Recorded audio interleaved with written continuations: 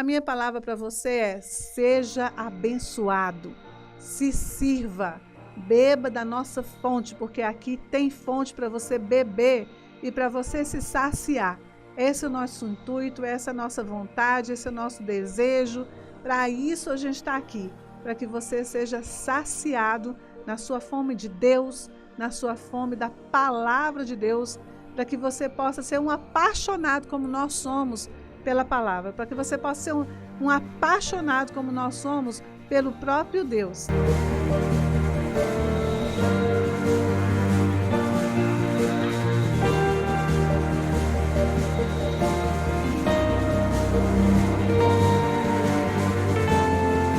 Gente, bom demais voltar com vocês, estar aqui com vocês, compartilhar com vocês a palavra de Deus, né?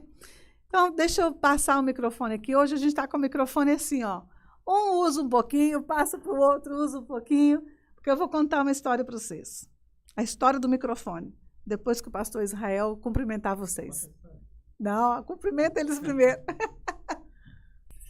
Boa noite a todos que estão com a gente. Gente, vocês não têm ideia de como é bom estar aqui, por uma série de razões. Primeiro, porque encontrar Carla Damasceno, a gente está aqui, a gente fica nos bastidores aqui se deliciando, né, Carla? E anotando, e a gente está se preparando para falar de um assunto e já pensando em outro assunto, já lá na frente. E na hora que começa a live, a gente sente esse calor de vocês, essa presença de vocês, ainda que virtualmente, mas a gente consegue perceber esse amor de vocês em participar. A gente fica muito feliz. Eu estou muito feliz de estar aqui e eu acredito que você vai ser muito abençoado. E eu tenho comigo uma coisa, sabe, Carla? Eu tenho comigo assim, que toda vez que Deus fala comigo, que Deus mexe no meu coração, Ele vai mexer no coração de alguém. Ele vai mexer no coração de alguém. E sempre que nós olharmos para a Bíblia, dando atenção à palavra do Senhor, alguma coisa do céu vai vir sobre sua vida. Se você der atenção ao céu, o céu vai dar atenção para você.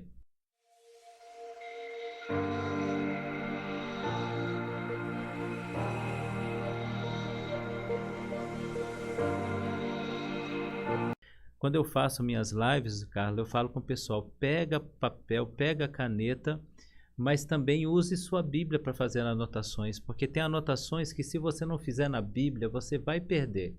Você acaba anotando em algum lugar e vai perder. Pegue sua Bíblia, faça anotações nela, ali naquele ponto que chamou sua atenção, aquela frase que Deus colocou nos lábios da Carla, anote ali, porque certamente quando você lê novamente aquela passagem, ela vai falar muito com você. Então, queridos, olha só, né? Você já tem aí um pouquinho do que é pastor Israel Leocádio. 1 até o 4. Então, o pastor Israel vai ler em 1 Samuel, capítulo 4, do versículo 1 até o 4. Vamos lá, pastor. Então, o que nós vamos ler aqui, na realidade? Nós vamos estar lendo aquele momento em que os filisteus estão armando guerra contra Israel e, de repente, vem uma brilhante ideia de trazer a Arca da Aliança para a guerra, né? Como era muito comum, tanto entre o povo de Israel, como entre os povos antigos também, era muito comum levar símbolos de vitória, ou levar até imagens, né, ídolos para a batalha para dar sorte. Então Israel teve essa brilhante ideia de levar a arca para a batalha. Mas nós vamos dizer aqui por que isso deu errado. E a arca na batalha vai dar errado, não vai surtir o efeito que eles estavam esperando. Então em 1 Samuel capítulo 4 diz, veio a palavra de Samuel a todo Israel. Israel saiu a peleja contra os filisteus e se acampou junto a Ebenezer. E os filisteus se acamparam junto a Afeca, diz assim a palavra do Senhor. Dispuseram os filisteus em ordem para a batalha para sair ao encontro de Israel. E no verso de número 4, então, vem o pedido, né? Mandou, pois, o povo trazer de Siló a arca do Senhor dos Exércitos, entronizado entre os querubins, e os filhos de Eli, Hofni e Finéias, estavam com eles e trouxeram a arca da aliança.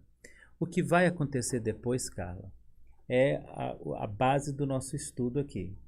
A Arca da Aliança é tomada. Ofni e Finéias são mortos. Eli fica sabendo da notícia e morre. A vergonha toma conta do exército de Israel. Vários soldados israelitas morrem na batalha. E a presença da arca não surtiu o efeito que eles estavam esperando. A grande questão que nós queremos discutir aqui agora é exatamente isso, Carla. A presença da arca, que era a presença da glória de Deus, deveria ser, né? Deveria ser o símbolo da presença da glória de Deus. De repente esse símbolo não dá certo. De repente a Arca da Aliança chega, o Senhor que deveria se manifestar e defender o povo de Israel não se manifesta, o povo perde. Inclusive aqui há um detalhe, Carla. Quantas vezes as pessoas convidam ao Senhor para algum momento crucial de suas vidas e não dá certo? O Senhor se faz presente, ou pelo menos aquilo que entendemos que é do Senhor se faz presente, e não vem o resultado. Então a nossa discussão agora vai se dar em cima disso. Por que não deu resultado? Por que deu errado? Por que o povo de Israel trouxe a Arca da Aliança, aquela mesma que foi usada por Josué para abrir o Rio Jordão, a mesma que foi usada por Josué para cercar Jericó, marcharam ao redor de Jericó e as muralhas caíram, a mesma Arca da Aliança que o povo tinha pavor de Israel quando sabiam que eles vinham sempre com a Arca da Aliança. Essa mesma Arca da Aliança agora vem e o povo de Israel perde a batalha e muitos israelitas morrem e o choro toma conta de Israel, a vergonha toma conta de Israel. E agora a nossa discussão vai em cima dessa temática. O que aconteceu que a arca não deu o resultado esperado? Então, gente, aí tem uma pergunta para vocês, né? Já temos uma pergunta para o pessoal, para que eles possam entender a narrativa dessa história, né? O ponto em que nós chegamos nessa história, né? Exatamente nesse momento aí. Só que antes de chegar até aí, existe uma história, né? Que talvez venha a primeira pergunta que o senhor vai fazer. Talvez. Vamos lá. O que vem da primeira história? Na primeira pergunta, vamos ver. Ó, tem pergunta ali, hein? Vamos lá, o pastor vai ler. Carla, muita gente vai amar essa pergunta porque eu sou o primeiro a amar essa pergunta. Bem, a gente está falando da arca, que é um objeto principal do tabernáculo, né, que trazia o significado, que trazia o sentido do tabernáculo, né?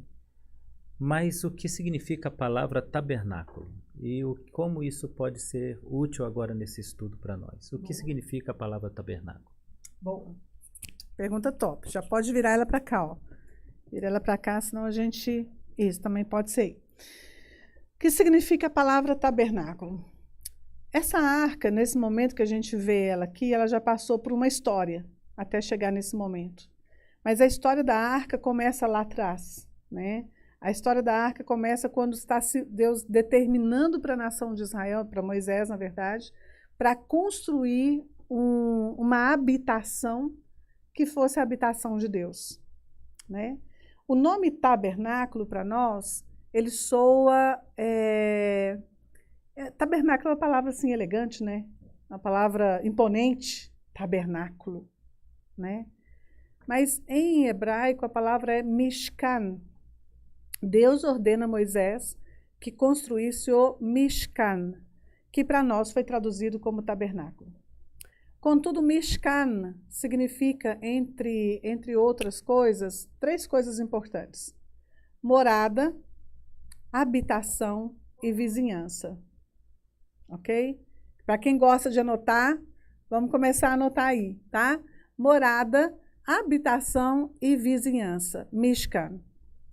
Agora, por que esse local é importante ressaltar, pastor? Porque faz parte do conteúdo que o senhor levantou agora para nós, através de 1 Samuel aqui, no capítulo 4.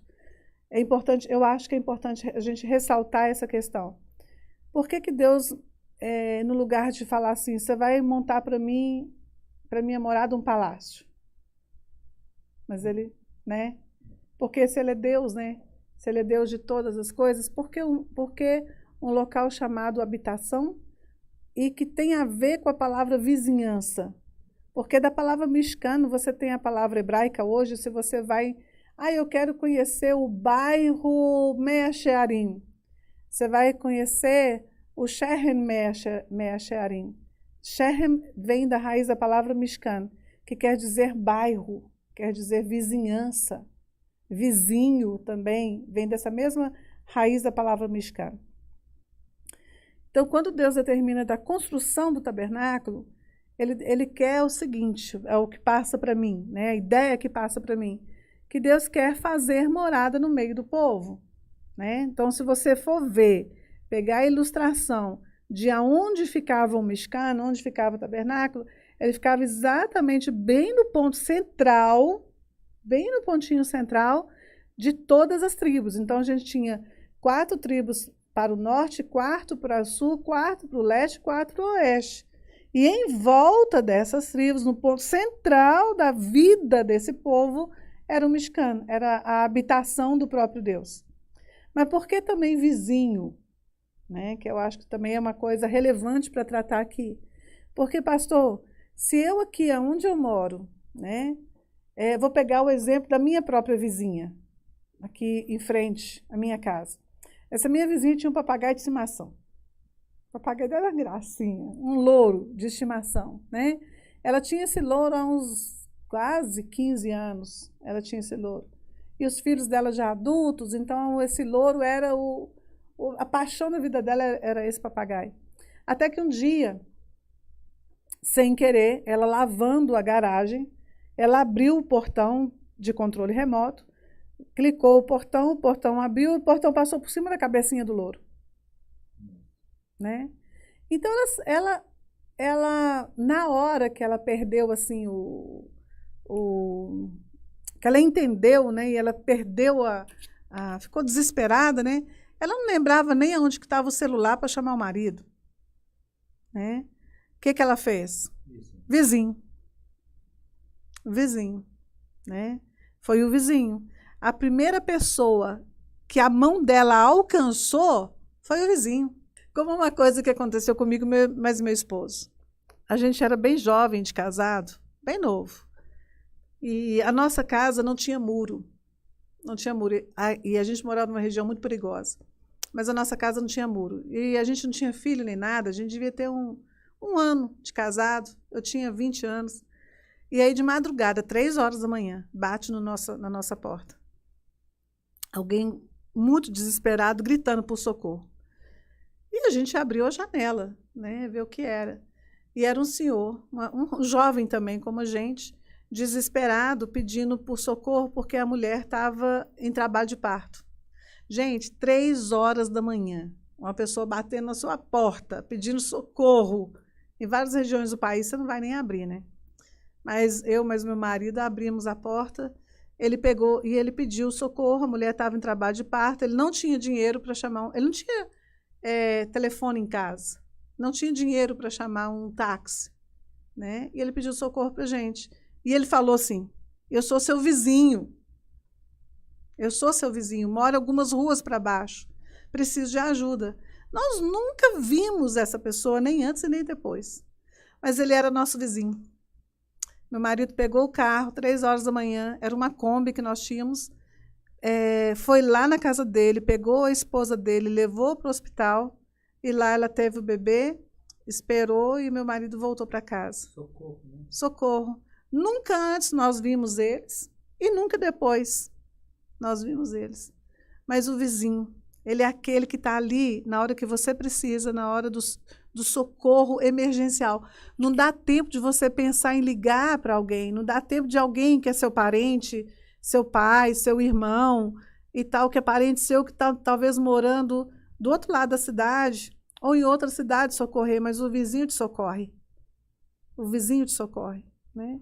Então, por isso, Mishkan é a palavra para tabernáculo que vem de vizinhança, de vizinho e de habitação, porque Deus quer habitar no nosso meio e ser o nosso vizinho. ser aquele para quem a gente pede o socorro, para aquele a quem a gente recorre, aquele que está do nosso lado, aquele que a sua mão alcança imediatamente. E isso alegra a Deus, que eu já percebi.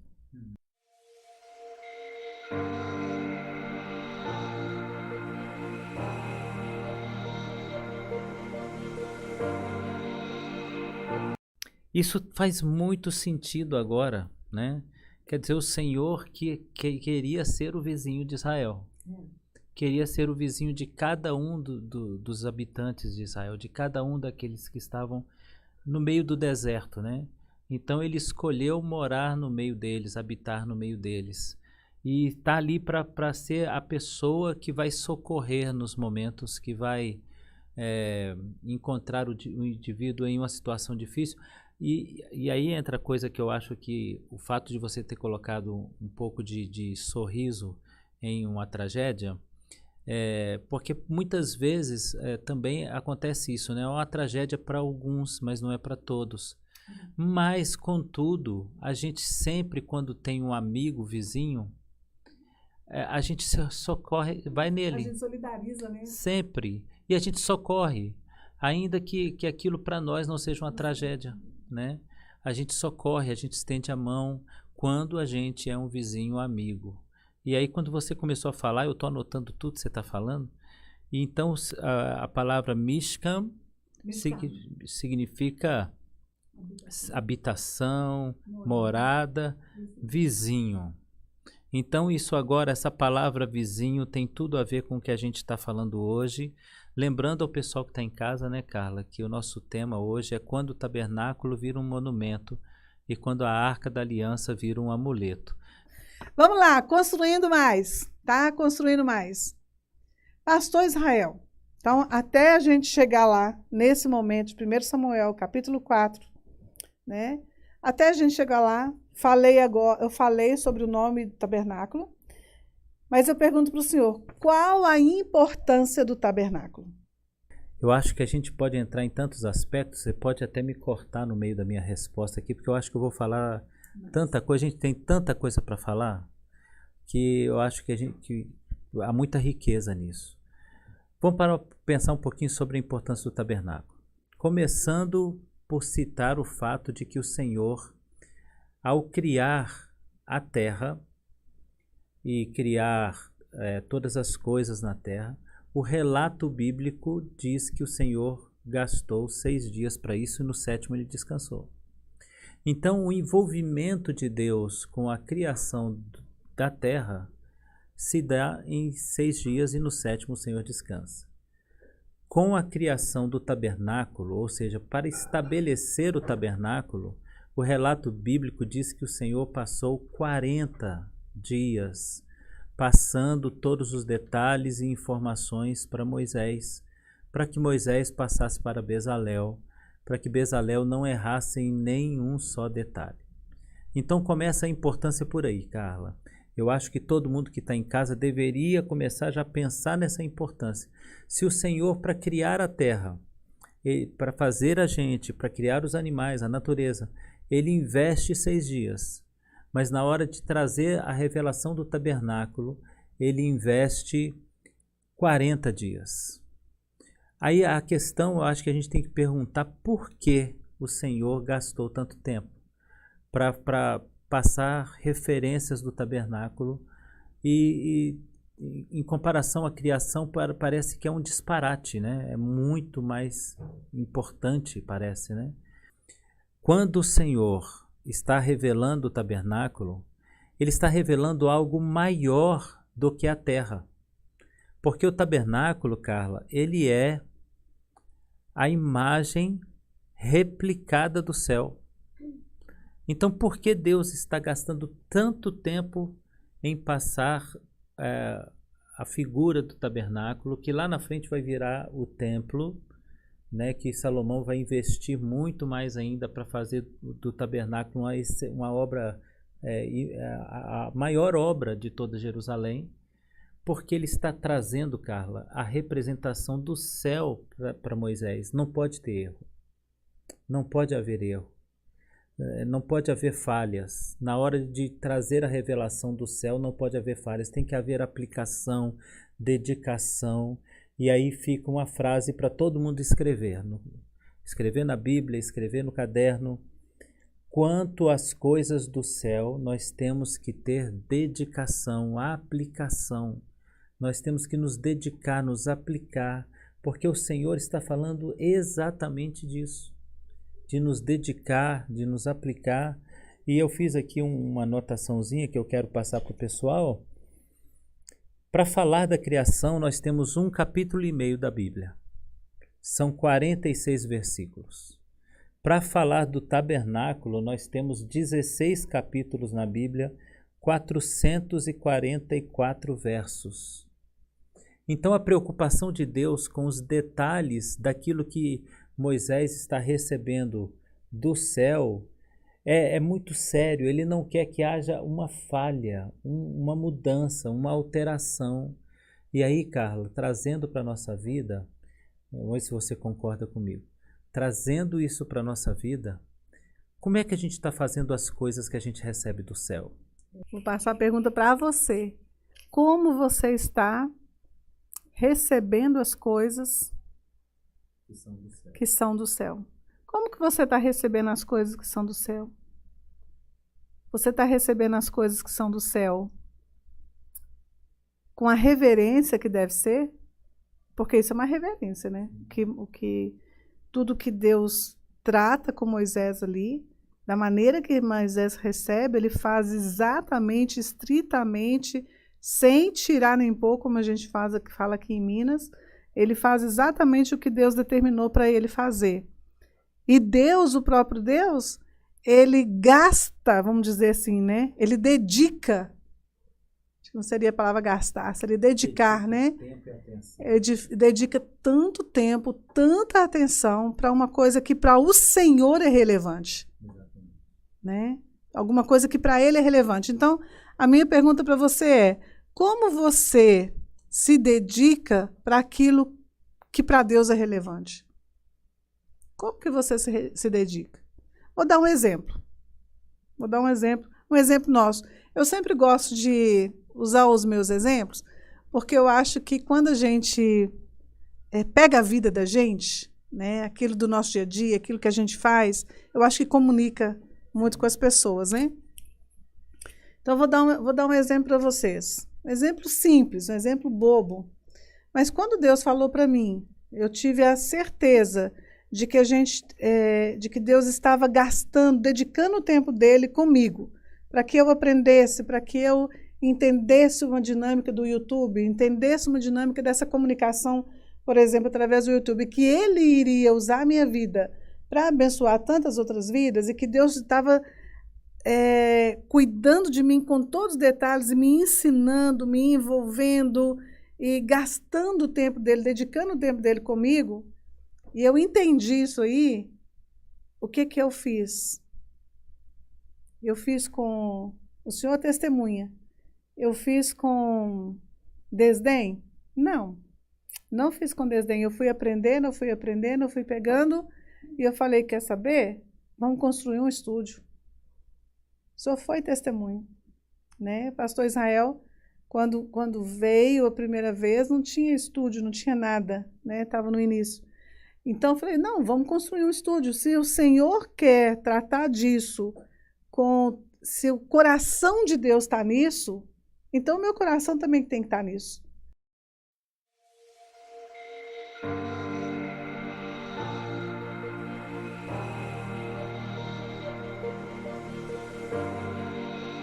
Como é que você está cuidando das coisas que Deus te entregou para fazer? Porque aí, quando Deus entregou para Moisés fazer aquele tabernáculo, Deus ia entregar para uma pessoa que Deus tinha certeza que iria cumprir na risca o que ele tinha mandado.